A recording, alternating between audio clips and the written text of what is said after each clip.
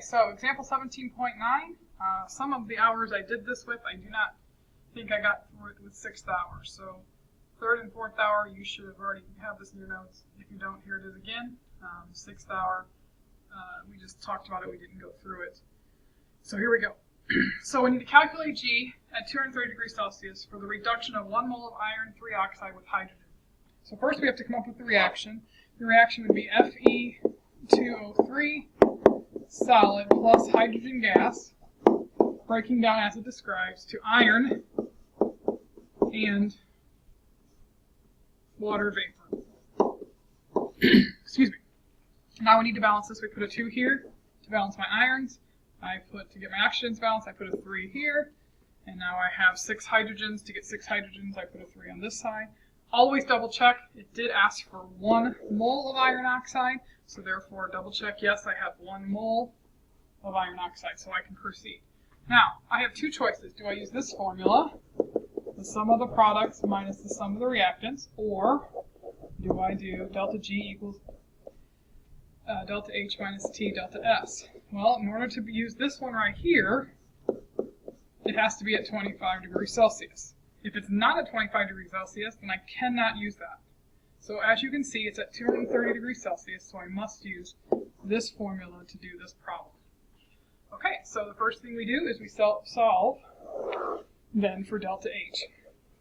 Delta H then, just like we've done in the past, products minus reactants, so 2 times Fe solid plus 3 times H2O gas minus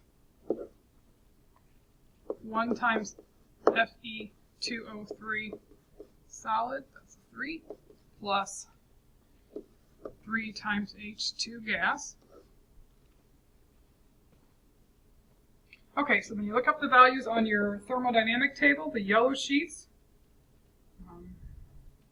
and I've got 2 times 0 plus 3 times negative 241.8. Remember that we're solving for delta H, so we're in the H column on your thermodynamic reference page.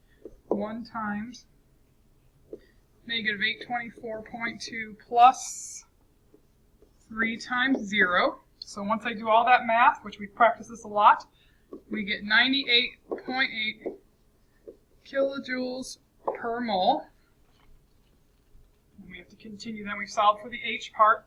Now delta S, same thing, products minus reactants, use the S column. So in this case it'd be 2 times 27.28 plus 3. Remember, for S we look up everything. We cannot assume anything to be 0.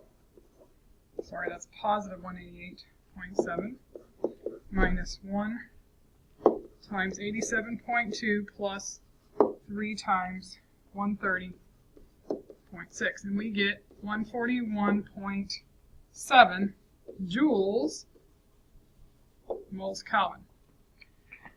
All right, so we've solved for H. We've solved for S.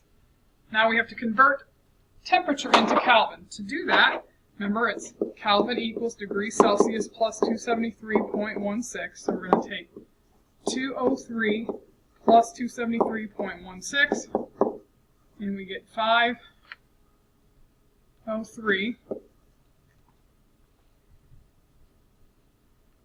Mistake was made here, sorry. This should be 230, not 203. 230 plus 273.16, because 230 was the value we got there, so I reversed those numbers in my head. So 230 plus 273.16 is 503 Kelvin.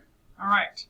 We still have a problem, though, and that problem will be the fact that we have joules and kilojoules. So we want to get our joules into kilojoules. To do that, we move our decimal 3 times to the left. So then this becomes 0.1417 kilojoules per mole Kelvin. Now that I have the same units of joules, I can plug this in to my formula. So delta G then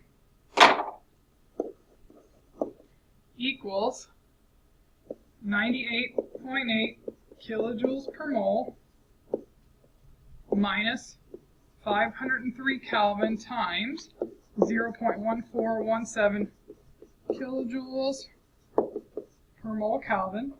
And you will see that Kelvin would cancel, giving us then kilojoules per mole minus kilojoules per mole. And the value there then is 27.5 kilojoules per mole.